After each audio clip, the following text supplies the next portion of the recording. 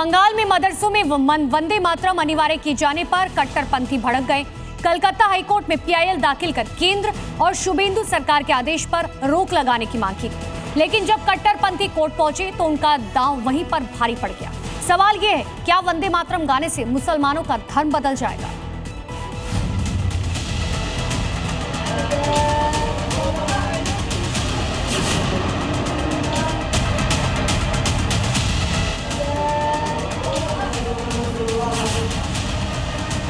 देश में रहना है तो वंदे मातरम बोलना है। हर स्कूल में वंदे मातरम चालू कर दिया। वंदे मातरम गाएंगे तो क्या मुसलमानों पर आसमान टूट जाएगा? मियां भाई वंदे मातरम गाएंगे तो क्या हिंदू बन जाएंगे? भाईजान वंदे मातरम गाएंगे तो क्या मजहब से बाहर हो जाएंगे? ये कुछ ऐसे सवाल हैं जिसका जवाब देशभक्त मुसलमान, हिंद, यहाँ तक कि कोर्ट भी जानना चाहता।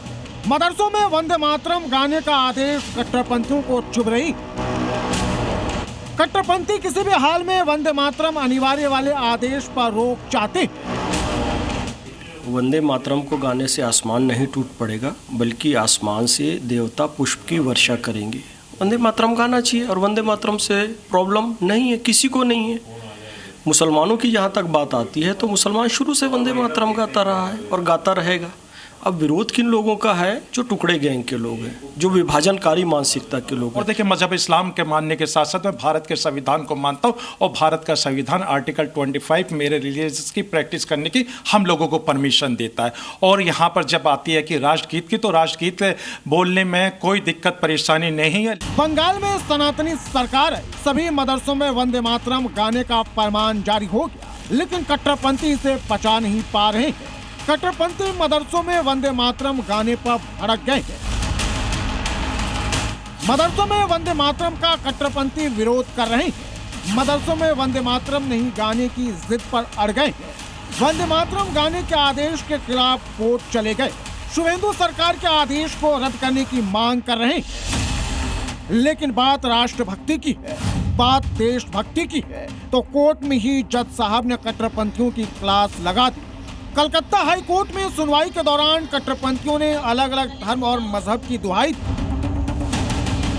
भाईजान मदरसे में वंदे मातरम से सांप्रदायिक सद्भाव बिगड़ने का हवाला देने लगे।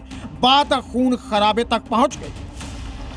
कोर्ट में बहस के दौरान कट्टरपंथियों ने मदरसे में वंदे मातरम गाने पर रोक लगाने की मांग, जिसके बाद कोर्ट ने तीखे सवाल पूछे। जज ने कहा, अगर पूरा वंदे मातरम बोलेंगे तो आसमान नहीं टूट पड़ेगा। हजारों ईसाई स्कूलों में भी प्रार्थना के दौरान वंदे मातरम गाया जाता है, तो क्या किसी खास धर्म से जुड़े छात्र ये सवाल करते हैं? इतना ही नहीं, जज ने यहाँ तक कह दिया कि अगर मुझसे कोई ऐसी बात दोहराने को कहे जो मेरे धर्म में नहीं है तो क्या होगा? क्या मैं अपने धर्म से बाहर हो जाऊंगा? सवाल है कि जब सभी धर्मों के लोग वंदे मातरम गाते हैं तो कट्टरपंथी वंदे मातरम गाने से क्यों डर रहे हैं? मदरसों में वंदे मातरम का विरोध कर माहौल क्यों खराब कर रहे हैं? मुल्क के मोहब्बत के ताल्लुक से जितने भी अशार हैं उसे पढ़ने में हमें कोई दिक्कत नहीं, कोई परहेज नहीं।